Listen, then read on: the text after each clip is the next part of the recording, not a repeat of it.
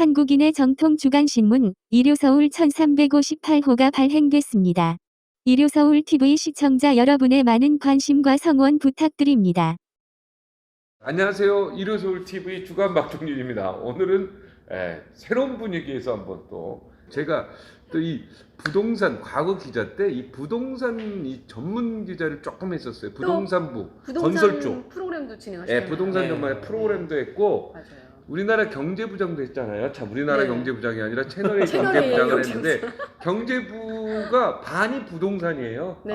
그렇죠. 그거 맞아요. 부동산이 재경부, 부동산, 국토부, 금융, 뭐 그렇죠. 경제의 중과 절반 이상이 부동산이. 부동산이 반이고 금융이 반이잖아요. 그렇죠. 금감원 이쪽도 하지만 국토부 관련 건설회사들 이게 전부 부동산이잖아요. 네. 그러니까 경제부가 이 두 가지라거든요. 맞아요. 그러니까 제가 이제 이쪽에 관심을 안 가지려야 기사를 쓰려니까 가질 수밖에 없고 또 사회부 기자 때도 건설회사 출입을 했고 건설교통부도 출입해서 이 부동산 쪽이 굉장히 중요하다는 걸 알고 있습니다. 네. 그래서 오늘 또 일요서울TV에서 또 이 부동산에 관련된 얘기, 특히 용산에 오늘 정비창이죠? 네.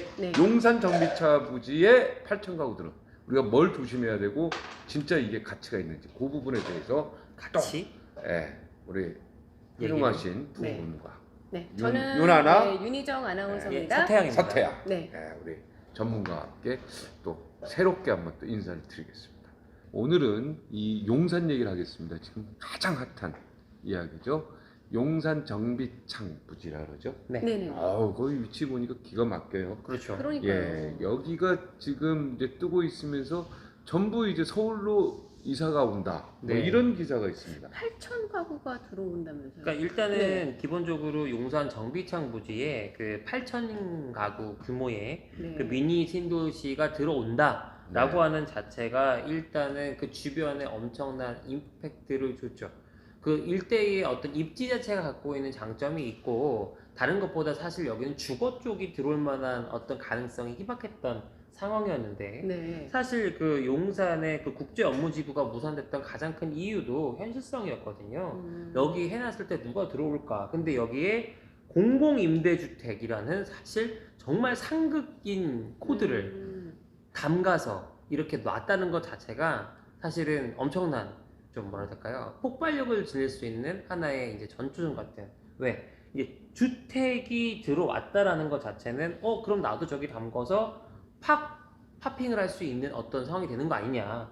그러면 거기에 대한 어떤 청약이 됐든 뭐가 됐든 그런 조건을 가질 수 있는 여건을 만들어야 되는 거 아니냐 해서 아까 말씀하신 것처럼 그럼 나도 일로 이제 와야 되는 거 아닌가? 약간 그런 소식이 있는 것 같고요. 그리고 가장 이제 그 인근이 전통적인 부촌이지 않습니까? 맞아요. 이촌동. 동부이촌동. 매물이 들어갔어요. 신용산역도. 매물이 들어갔어요. 뭐 인근의 오피스텔 같은 경우도 요즘에 사실 분양에 대한 성적이 꽤 좋은 편인데 뭐 여기 지금 뭐 용산의 뭐 효성 해링턴 같은 그런 오피스텔뿐만 아니라 좀 눈에 보이는 그런 이렇게 호재들이 곳곳이 나오고 있던 찰나에 사실은 엄청난 그렇죠. 제가 보기에는 모험이 아닌가. 왜냐하면 이게 서울시 입장에서는 지금까지 용산을 여의도 용산 개발할게요 딱 했다가 못했던 이유가 뭘까요? 갑자기 뛰었단 말이에요. 그러니까요. 그래서 이제 잠깐 이렇게 했는데 갑자기 또 용산 정비창을 이제 한다고 하니까 용산 일대의 재개발이 가능한 데들도 이참에 한번 고개를 들어보려고 하는 흐름이 있지 않을까. 호암동도 포함됩니까? 호암동도? 이거 이 정도 되면은 호암동까지 같이 여파가 우리 사랑 호암동. 올 수 있을 것 같아요. 거의 용산 중학교를 나왔거든요. 아니 이게 보면은 제가 용산 나왔어요. 이 발표 하나만 갖고도 인근의 이촌동 대림 아파트가 전용 59제곱미터가 11억 원짜리가 5천만 원. 그러니까 벌써 11억 5천만 원 원이 올랐어요? 올랐다. 며칠 사이에? 하루 사이죠, 하루 사이. 한두 주 사이에 5천만 원이 이제 올라간 거죠.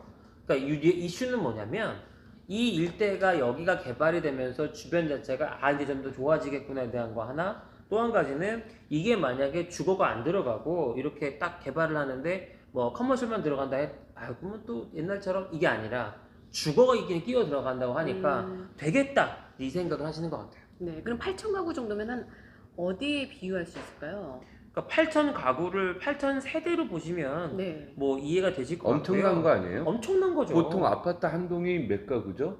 한 50가구 되나요? 그러니까 아파트 같은 경우는 예를 네. 들어서 뭐 큰 단지가 들어간다. 강동구에 네. 거기 들어가는 게 7,000세대. 그러니까 이런 한 7,000세대, 8,000세대 이런 5,000세대만 넘는 대규모 아파트 단지 같은 게 들어가면 일대는 들썩들썩하죠.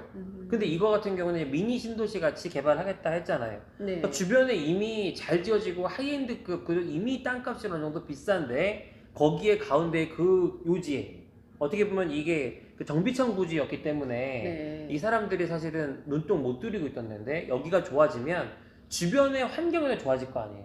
그렇죠. 그러면 저는 예상합니다. 지난번에 어떻게요? 얘기했던 SSG 이런 데들도 이제 인근에 들어갈 수 있는 분위기와 환경이 만들어지지 않겠냐. 네. 근데 한 가지 아이러니는 네. 공공임대주택이 이런 어떤 그 상황에서 딱 이제 들어간다고 상황이 되는데 과연 그게 어떤 모습으로 비춰질지 어떻게 결과가 좀 나올지 지금 지켜봐야 공공임대만 네. 들어가요? 아니죠. 다른 건 안 들어가요? 다른 것도 들어가는데 공공임대주택을 머스트 캐리로 집어넣겠다 네. 이렇게 얘기를 한 거예요. 공공임대를 들어가게 되면 네. 이게 나중에 자산 가치로서 사고 팔고 할 때 굉장한 이득 보고 이런 건 불가능한 거예요. 그러니까 이렇게 보시면 돼요. 공공임대. 일단은 분위기가 네. 메세나폴리스, 네. 합정역의 메세나폴리스 기억하십니까? 네, 알죠. PD숲에 나왔죠. 그렇죠. 임대 세대는 옥상으로 올라가지도 못하고 불 났을 때 피할 수도 없는 동선이에요. 네네. 그리고 커뮤니티 시설도 임대 세대는 들어오지 마세요. 카드 입장 그거 안 됩니다. 이렇게 돼 있는 상황이란 말이에요. 완전히 약간 어떻게 분리가 돼 있죠. 그리고 저기 주거 세대 내가 분양받아 들어간 사람들은 특수 커뮤니티, 로얄 커뮤니티 쓰게 해주고 그러다 보니까 거기서 뭐가 생겨요? 사회적인 문제가 야기가 돼서 차별이 느껴지네요. 아니 예를 들어서 불 났을 때는 옥상에 올라갈 수 있어야 될 거 아니에요. 그렇죠. 옥상으로 가는 길을 막아버린 거예요. 옥상은 분양 이거 입주한 사람만 올라갈 수 있게 해주고 임대로 들어온 사람들은 어렵다. 그러면 그런 뭐 문제가- 공공임대 들어가는 게 의미가 없잖아요. 자산 가치로도 의미가 없잖아요. 나중에 그러니까 자, 근데 우선은요. 자기 소유가 안 되잖아요, 공공 임대도 공공임대. 임대지만 우선 제일 중요한 게 관심 있어 하는 분들이 나는 조건이 되는지, 어떤 사람들이 들어갈 수 있는지. 청약통장 있으세요?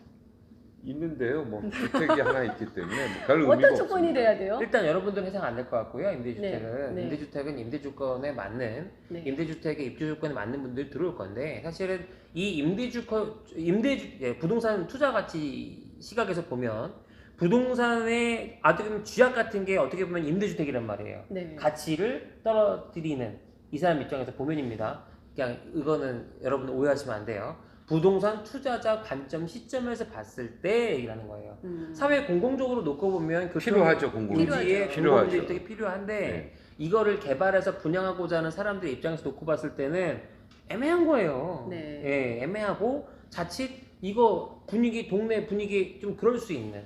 근데 그럼에도 불구하고 메세나폴리스 보면 이게 임대주택이 이쪽에 있고 분양주택이 있는데 이미 그쪽에 이제 고가의 네. 주택시장 형성에 되게 좀 어떻게 보면 포인트적인 요소를 하고 있기 때문에 실은 이 용산 개발이 가시화되는데 정비청 부지 8,000가구가 진짜 들어왔다. 네. 그러면 일부가 임대주택이 들어온다 하더라도 분양하는 주택들 아마 할 거로 보고요.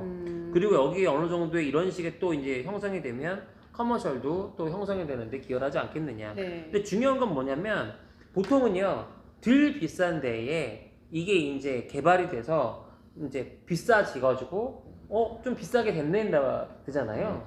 용산은 제가 지난번에 용산구와 한남은 별개의 브랜드를 보는 게 맞다라고 말씀을 드렸잖아요. 맞아요. 자칫 비싼 건 더더더더 비싸지고 비싸지니까. 비싼 애들 비싸지고 안 비쌌고 못 샀던 애들 비싸지고 그러니까 용산이 갑자기 개발의 중심으로 갈 수 있는 하나의 기점이 될 수 있지 않겠냐. 사실은 여의도하고 용산도 용산하고 또 없어요. 달라요. 용산으로 가고 싶습니다. 용산. 저도 가고 싶어요. 그럼 가려면 어떻게 가야 돼요? 용산은 사서 가시면 돼요. 용산으로 사서 가시면 되지 뭘 또 아이, 어떻게 그러고 싶죠. 걸어서 지하철 타고 가면 되죠. 뭐. 돈이 있어야죠. 그러면 집을 팔아서 또 조건을 또 용산에 봐야 될 거 아니에요. 꼬마 빌딩을 지세요. 꼬마 빌딩. 코암동. 그러니까 이게 네. 이거예요. 뭐냐면 부동산 투자의 기본은 뭐냐면 토지를 확보하는 거란 말이에요. 아파트를 사는 건 대지의 지분을 근데 확보하는 그 거잖아. 얘기가 있거든요. 지금 벌써 토지거래 허가 구역을 이제 지정을 할 것이다. 지정을 할 것이다라는 네. 정책에 지금 입안되기 전에 사야죠. 근데 벌써 매매가 다 들어갔잖아요. 현장 가보셨어요? 가보세요. 아니, 가보시고 얘기하세요. 사실 현장을 돌면 발품 팔다 보면 나올 수 있어요. 자, 난 너무 궁금한 게 네. 공공임대는 네. 자기 소유는 아니잖아요. 아, 이건 나라 거예요. 그렇죠. 나라 거고 자기는 네. 그냥 어떻게 임대만 보면 사는 임대로 거예요. 전세 개념으로 갖다 가는 거잖아요. 네. 그러면 공공임대는 어떤 내가 만약에 당첨이 됐다고 하더라도 네, 뭐 네. 10년 후에 분양가로 전향한다 그래도 그때 가격에 뭐 80% 90% 전향하기 때문에 네. 자산 가치로서는 공공임대를 청약을 받는다는 것 자체가 사는 거 목적으로는 상관없는데 그죠? 이거를 내 자산으로 사고 팔고 해서 재산을 불리겠다는 생각은 공공임대는 좀 거리가 멀다고 봐야죠. 장기적으로는 투자의 가치가 있을 수 있죠.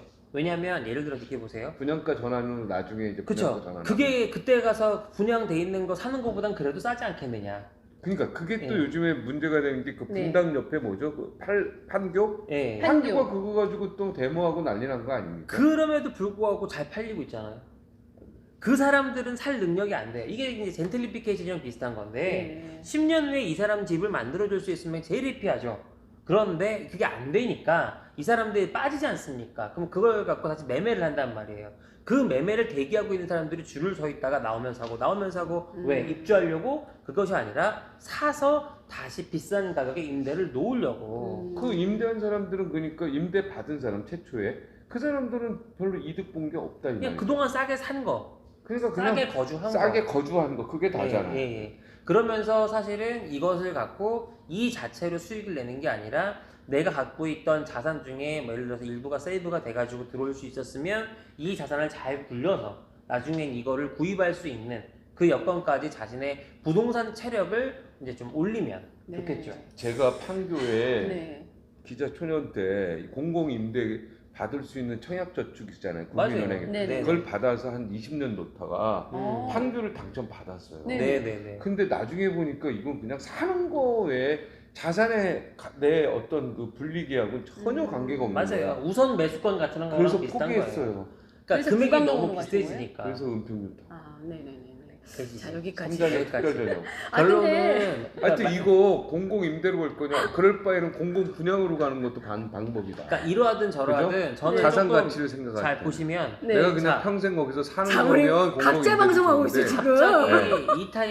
갑자기 이 타이밍에 네. 왜 이게 발표가 됐느냐를 보세요. 맞아. 이게 저는 사실 그 얘기를 하고 싶어요. 2003년에 잠깐 멈추지 않았어요? 사실은 네. 왜 이 타이밍에 코로나 때문에 정신없어 죽겠는데 갑자기 이걸 갖고 왜 하냐? 진짜 왜 그럴까요? 박원순 서울시장은 결국 공공임대주택을 보급을 하겠다라는 아주 그냥 역세권 청년주택부터 시작해서 뭐 컴팩트 미니 엄청 막 어떻게든 업적 막 할 타이밍인 거예요. 공공 그러다 임대가 보니까- 대부분입니까 여기? 아니 그러니까 여기 보면은 일부라고 일부. 보시면 되고요. 중요한 건 뭐냐면 용산이라는 아주 뜨거운 기름을 부을 만한 지역에 기름을 부을 거야 라고 얘기를 했더니 이미 사람들의 관심이 이쪽으로 쏠렸단 말이죠. 네. 네. 그러면서 아마 얻어가는 게 분명히 있지 않겠느냐 생각을 하나 하고 두 번째는 용산은 지리적인 이점상 센터 오브 센터란 말이에요. 용산 자체가 네. 서울에서도 중앙이죠. 딱. 네. 근데 왜 지금까지 개발이 못 됐냐? 첫 번째 미군 때문에. 그죠? 맞아요. 두 번째 비싸서. 안 싸서라고 표현할게요. 용산은 다른 지역에 비해서 부촌들이 일부 형성이 돼 있고 개발을 할래야 웬만한 자본으로는 할 수가 없는 그런 환경들이었는데 역세권 청년주택도 제일 큰 거에 분류에 들어가는 게 삼각지역에 하나 들어가고 네네. 이런 식으로 주변 여건들이 이미 좋아지고 여기에 지금 가보세요. 월세 보세요. 월세가 보통 반전세 500, 그때 얘기하면 600 이런 것들이 허다할 정도로. 근데 전세가요? 거래가 반전세죠. 반전세. 예. 그러니까 월세가 4, 500, 600. 그리고 이제 예전에 도끼가 살아서 유명했었던 펜트하우스는 1000만 원대. 네. 뭐 이런 것들이 거래가 거기 이제 호텔이잖아요. 속속 아니요. 도끼가 원래 살았던 데는 네. 이제 주상복합. 주상복합이었죠. 주상복합. 예, 월세 1000만 원짜리. 아. 예. 엄청 관리비 많이 자, 나오고. 어쨌든 핫한 건 알겠어요. 그러면 우리 같은 사람은 어떠한 조건으로 자, 갖고 저는 준비를 해야 될까요? 전쟁이 난다. 네. 피난을 간다. 네. 뭐 사람들이 다 한강대교를 몰린다. 와, 가요. 네. 누구는 차 타고, 누구는 뛰어가고 막 가요. 그러니까 우리 못 타고 가야 될까요? 우리는 이 타이밍에 조금 뭐 쉽게 얘기하면은 틈새는 뭐가 없는지를 보자. 네. 저는 제가 추천해드리는 건 이때 사람들의 모든 시선으로 몰릴 때 우리는 용산 구안에 꼬마 빌딩 할 만한 데를 찾아가자. 아, 꼬마 노홍철 씨 같은 경우도 이미 거기 해방촌 들어가서 5억 이상의 호재를 봤다는 뉴스가 있듯이 네. 용산구의 프라이어리티 자체가 엄청 커질 수 있는 기회로 보시고 내가 꼭 여기 정비창 안에 못 들어간다 하더라도 주변에 아직 도전해 볼 만한 아파트 전세값으로 도전해 볼 만한 그런 데들이 있단 말이에요. 그럼 이게 뜨는 공식을 보면 이 일대가 이렇게 들어옵니다 되면 이때문에 상권들이 형성이 될 수 있는 무슨 리단길,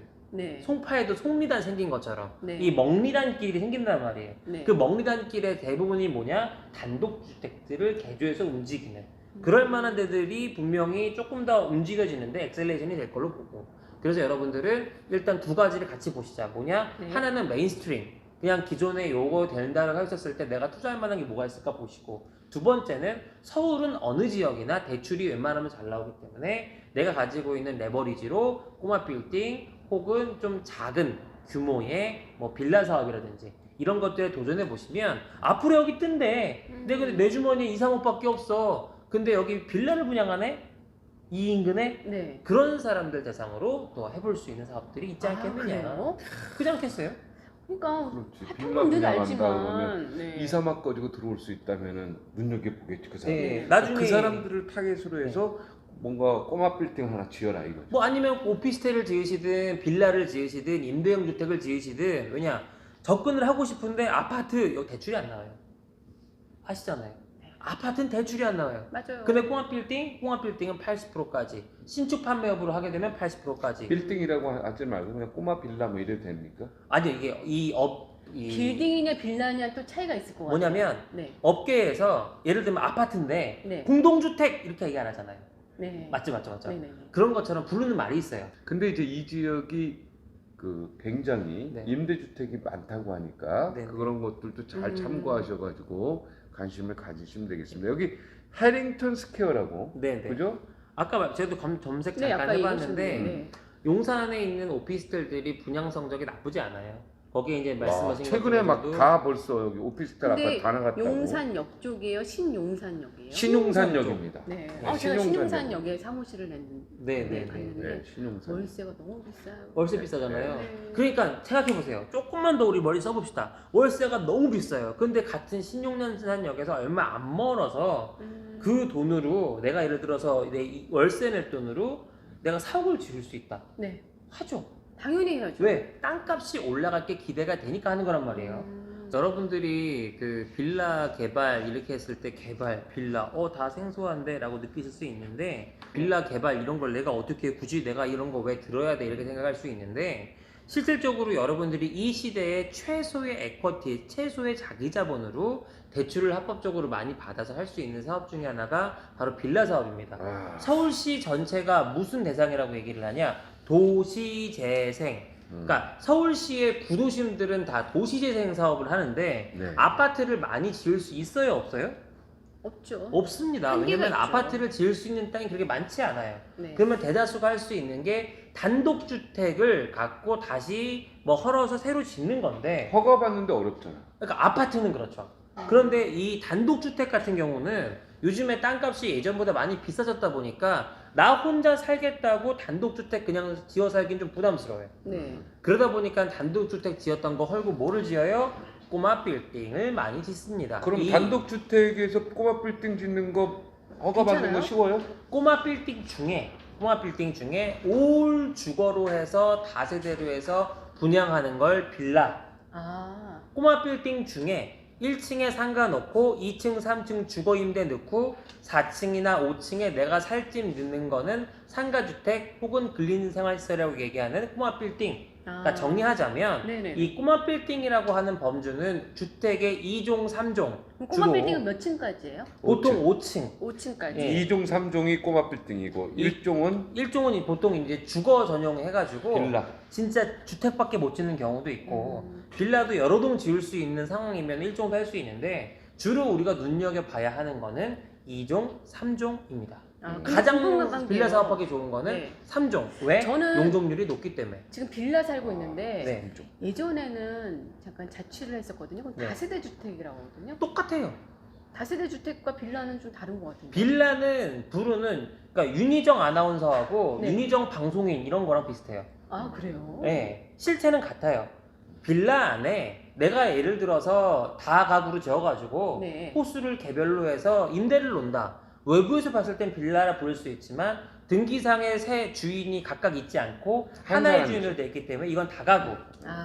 그래서 보통 다가구로 되어 있는 데는 밑에 상가 넣고 주인사는 말 그대로 이제 그 월급 받는 주택. 네. 이게 이제 보통 꼬마 빌딩이라 많이 부르고요. 네. 근데 이게 만약에 4층 정도를 다세대를 지을 수 있다.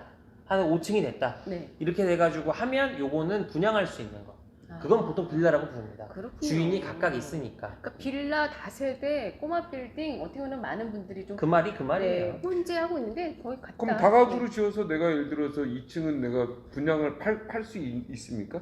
다가구로 못합니까? 지으시면 지분으로밖에 못 팔죠. 구분 등기가 안 되는 거예요. 구분 등기. 아, 다세대로 가야 구분 등기가 되는 거예요. 이거는 뭐 2종 3종 상관없습니까? 다가구로 짓든 다세대로 짓든. 다가구는 3층까지밖에 못 짓고요. 다세대는 4층까지밖에 못 지어요. 그러다 보니까 실질적으로 내가 사업성이 좀 더 나오는데 하면 다세대를 짓는 거고 네. 땅이 좀 작다. 네. 그럼 보통은 다가구를 짓는 거고. 땅의 그럼 면적 차이로 좀 어떻게 보면은 뭘 그러니까 이 할지 땅이 몇 세대에 결정을 나와? 네. 그럼 이거를 내가 예를 들어서 원룸 분양 쉽겠어요? 쉽지 않단 말이에요. 네. 투룸은 돼야 분양이 된단 말이에요. 그럼 원룸은 대부분 이제 월세 받으려고 하는 그렇죠. 그렇게 들어가는 거다 보니까 그런 거는 아까 말씀드렸던 다가구를 많이 하시고 예를 들어서 자 내가 12억이 있어. 지금 당장 물건이 있어요. 제가 역삼역 사거리에 GFC에서 도보 5분 사거리에 있는 단독주택지인데 45억 정도 해요. 네.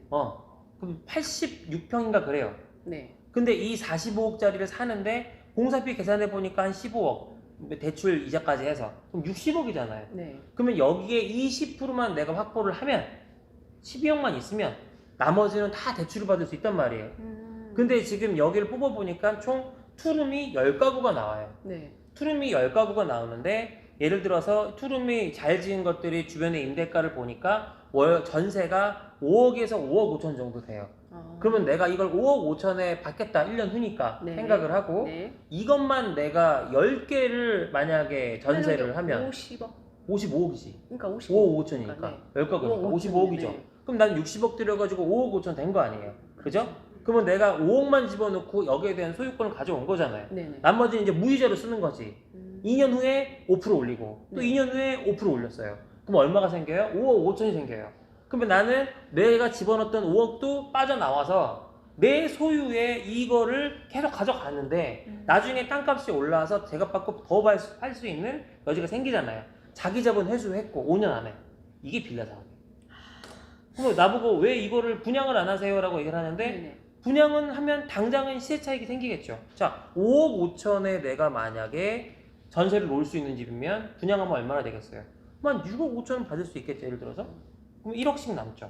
그럼 10세대였죠. 네. 10억이죠. 네. 그럼 앞에 거 5억 까도 5억 남죠. 네. 그럼 부가세니 이거는 해도 내가 예를 들어서 12억 집어넣어서 1년 안에 한 2억 이상은 벌 수 있는 게 미니멈. 그게 빌라 사업. 그럼 다세대로 짓고 네. 그 다음에 분양은 안 하고 네. 내가 임대주택으로 신고하고 네. 전세를 이거를 줬죠. 다 갖고 있는 상태에서 네. 그리고 전세로 내놓고 네. 그리고 임대주택 신고 사업자 신고하고 네. 네. 이렇게 하는 게 가장 좋겠네요. 왜? 이런 나중에 거 다 보통요, 가격이 올라간 어떻게 다음에 하시면 분양할 때 팔면 되니까. 땅을 모아요 계속 이런 사람들은. 자기는 그냥 저기 렌트 한남더이니 어디니 이런데 가서 뭐 500이든 600이든 주고 렌트해도 1년에 1억이 안 돼요. 그죠? 근데 나는 이 사업을 통해서 어찌됐건 5년 안에 원금이 다 나오잖아요. 네네네. 그러면서 계속 사는 거예요. 주변 땅들을. 근데 이 땅이 올라가는 게 이자 올라가는 거하고는 비교할 수 없을 정도로 올라갑니다. 땅값이. 그러니까 대표적인 예로 말씀을 드리는 게 언주역 사거리 같은 경우도 네. 상업지 기준으로 물론 말씀을 드리지만 한 2년 전에 8천만 원 정도 했던 노선 사업지가 지금 2억이 넘거든요. 그럼 그 이면에도 영향을 줘요. 그러니까 제가 말씀드리는 핵심이 뭐냐면 내가 12억이 있는데 12억짜리 집을 살아요. 그러면 수입 들어오는 거 있어요? 없어요. 관리비만 더 나가죠. 그죠? 네. 관리비 나가죠. 네. 근데 좀 뭐가 또 나와요? 종부세 그렇죠. 세금도 내야 되죠. 나오죠. 근데 내가 만약에 종부세 12억짜리를 아직 안 냈어요. 안 냈어요? 이제 5월 말에 하니까. 5월 말에 그러니까 작년에 냈죠. 작년에 냈죠. 저희한테 말씀해 주시면 네. 줄여드릴 수 있는 방법 한번 해볼게요. 근데 진짜요? 중요한 건 뭐냐면 제가 말씀드리잖아요. 12억짜리 렌트 하는데 500이면 해요. 진짜요? 네. 12억짜리 전세 렌트 하는데 500이면 해요.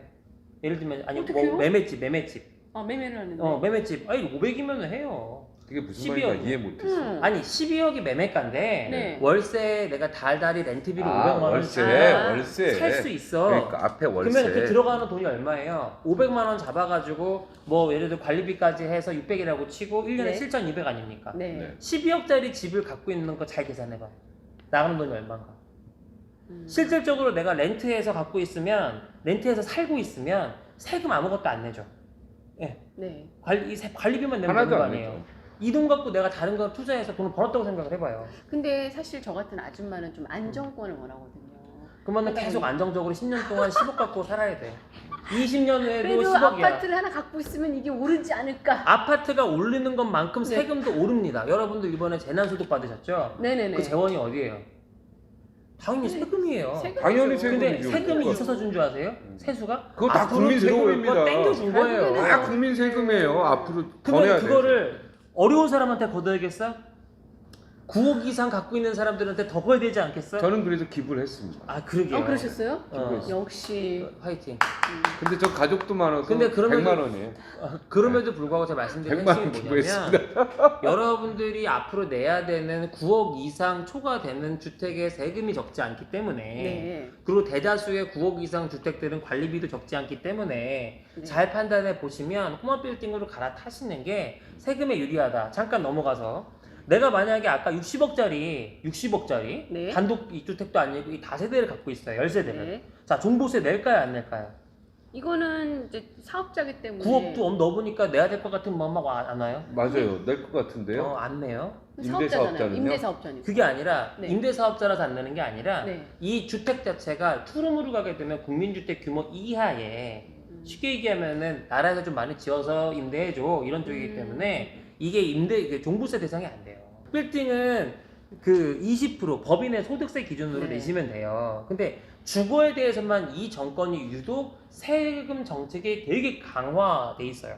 근데 이제 사업을 하는 거잖아요. 예를 들면 이거 네. 근린생활시설을 짓던 아니면 빌라를 지어서 분양을 하시든 이런 거에 대해서는 아직은 열려 있어요. 그러니까 제가 드리고 싶은 핵심적인 말씀은 뭐냐면 빌라 개발이 아무리 어렵고 험하더라도 내가 자산을 이렇게 불릴 수 있는 거라면 해볼만 한 거잖아요. 강남의 땅을 모을 수 있는 거라면. 근데 됐다 쉬워요. 근데 사실은 되게 어렵고 굉장히 남들은 할 수 어렵고, 있어도 나는 어렵겠다라는 생각이 근데 좀 많았거든요. 궁금한 게 혹시 네. 지금 말씀하신 네. 대로 이렇게 사업했다가 네. 망할까봐. 실패한 사람 많나요? 그러니까. 전문 용어로 오너 리스크. 어떻게 해지하는지. 좀 쉬운 표현으로는 네. 내가 개발 경험이 없는데 개발했다가 생길 수 있는 위험에 어떻게 대처할 수 있는지. 모든 그 부동산 자산 관리의 시작은 세금입니다. 그래서 일단은 부동산을 살 때 내가 어떤 구조로 이걸 취득을 해서 이 사업을 할 거냐 세무 컨설팅을 땅을 보면서 먼저 하시고요. 네. 그리고 이 땅을 지을 때 얼마까지 지을 수 있는지 그거를 규모 검토라고 하거든요. 네. 설계를 해보고 네. 대충 그 다음에 하는 일이 수지 검토입니다. 그러니까 수지 분석을 해봐서 내가 얼마의 돈을 집어넣었을 때 은행에서 얼마를 돈을 빌려줘서 내가 이거 건물을 완성을 하고 대출을 어떻게 상환을 할 거냐, 전세를 넣어서 다 상환을 할 거냐, 네. 일부 이익을 가져갈 거냐, 아니면 내가 이걸 분양을 해서 단기 이익을 얻을 거냐. 요거에 대한 사업계획서 쓰는 게 제일 중요해요. 1번은 오너 리스크를 줄이기 위해선 사업계획서를 써라. 사업계획서를 쓰면 다 나와요, 로드맵이. 그러면 요즘 같은 경우는 인터넷에 잘 두드려 보시면 대행해주는 업체들 많기 때문에 굳이 뭐 내가 이거를 나서서 돈 좀 줄여보겠다고 하지 마시고 저희 프로그램에다가 지원을 해주시면 저희 프로그램에서 투명하게 잘 이거 하는 거를 회계 정산까지 하면서 보여드릴 수 있다. 근데 중요한 건 뭐냐면 지어줄 사람은 엄청 많고 설계해줄 사람은 엄청 많으나 사업계획서를 써줄 수 있는 건 결국 누가 해야 되냐? 사업주인 본인이 있어야 돼요. 하거나 저희 프로그램에 그러니까 결국은 문의를 본인이 좀 하세요. 공부를 많이 하고. 네. 우리의 엄마, 할머니도 하셨던 사업이 바로 집장사예요. 여러분들, 우리 저기 조금 올라가시면 사는 집들 조금만 뒤집어 보면 나한테 얘기는 안 했는데 우리 엄마나 할머니도 그 시대 때 집장사를 하셨어. 월세 그럼요. 받으셨어. 네. 집을 세를 놔서 부동산 임대업을 하셨어. 그렇기 때문에 과거에도 있던 전형적인 전통적인 비즈니스인데 이게 불투명했단 말이에요. 요즘처럼 이런 게 투명하게 막 인터넷에 올라오고 이런 게 없었기 때문에 리스크가 컸어요. 막 업자가 계약서 써서 도망가 버리고 막 맞아요. 알고 후려치고 봤더니 공사하다가 땅이 거기다 막 질 수도 넘어가고. 없고. 요즘은 인터넷에 들어가면 여러 가지 프로테크 사이트들 보고 다 나와요. 실거래가 나오죠. 대출 얼마나 되는지도 나오죠. 누가 지었는지도 나오죠. 얼마 지었는지까지. 그래요? 요즘에는 세무서에 취득세 신고할 때 네. 시공업체 계약서까지 갖다 줘야 되고 그래도 자꾸 내역서까지 사람들은 줘야 돼. 뭐죠? 사람을 잘못 만난다. 선배 그런 케이스가 한번 있지 많죠. 않으세요? 한 번이 아니야. 여러 번 있어. 자, 요거는 다음번에. 우리는 사람이 마음이 약해가지고. 그래서 결국에는 이 오너 리스크, 이 사업을 네. 하는 사업자가 리스크를 줄이기 위해서는 첫 번째 공부를 좀 해야 된다. 네, 공부하자. 주변에 아파트 짓는 분들 찾아가지 마세요. 뭐 주변 나 아는 분이 저기 뭐 대우건설 저 아는 뭐 LG건 뭐 안 그런 된다. 지에 찾아가지 마세요. 왜? 그 사람들은 이거 잘 모른다. 이거 똑같아. 여기 채널 A 앵커님한테 네.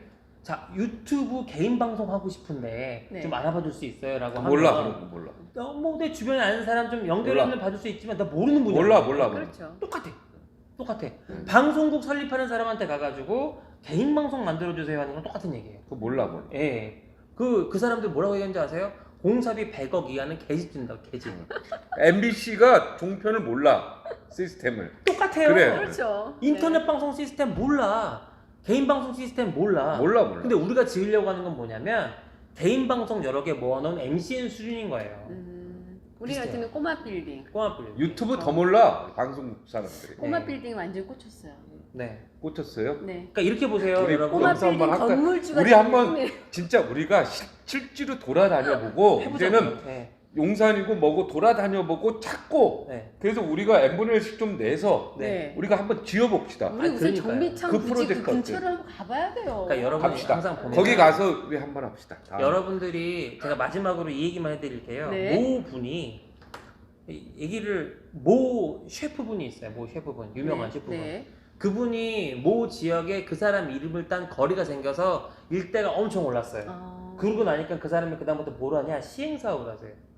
인천에 셰프가 시행 사업을? 네, 인천에 여기서부터 여기까지 한 거리를 사는 거예요. 네. 누구 이름으로? 각각 다른 사람 이름으로. 음. 그렇게 해가지고 각각 다른 가게를 오픈을 해요. 네. 6개월 동안 사람 바글바글하게 만들어. 네. 그리고 대팔고 나와요. 셰프가 이거는 사실 전통적인 어떻게 보면은 사기예요. 부동산 그러니까 부동산 시행 사업인 거죠. 시행 사업. 예, 이렇게 쉽게 말하면 상권 만들고 이거 올려놓고 빠지는. 근데 이거는 사실 되게 어려워요. 그런데 제가 말씀드리는 건 뭐냐면 실수요자들을 대상으로 한 소형 임대주택 임대 사업이란 말이에요. 말 되죠? 네. 그리고 이걸 매매 사업으로 가도 말 되죠? 네. 그러니까 제가 말씀드리고 싶은 핵심은 뭐냐면 첫 시간부터 투자냐 투기냐 나누는데 투기는 눈물 흘리는 사람이 분명히 나옵니다. 투기를 하게 되면 얘가 이익을 얻는 만큼 다른 사람 눈에서 눈물을 빼야 돼. 그래야 투자는요? 내 주머니에 수익이 네. 생기는 건데 이 제가 말씀드리는 소형 임대주택 사업은 우리가 잘만 하면 가성비 좋게 좋은 집을 쓸 수 있는 그런 환경들 많이 만들어줄 수 서로 있다는 게 위민할 수 보름이 있는 있어요. 거죠. 근데 이거 네. 가슴이 벅차올라요. 네. 벅차. 이거는 왠지 2%만 하면 가슴이 왜 벅차지? 그냥 듣기만 해도 행복한 것 같아. 네. 네.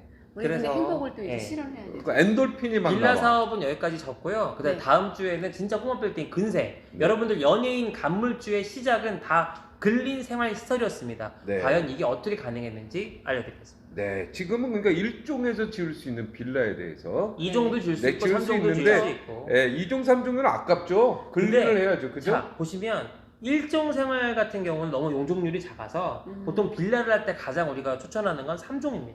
아, 빌라도 그래요? 1층부터 네. 빌라 짓다 왜냐면 똑같아요. 알겠습니다. 사람들을 같은 건축비보다 땅값이 일단 비싸요.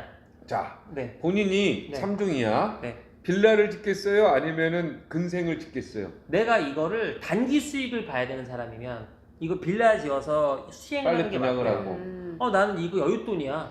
그럼 당연히 꼬마 근생으로 꼬마 근생이죠. 빌딩으로 간다. 네. 예, 그러면 다음 시간에 근생에 대해서 근린생활 시설.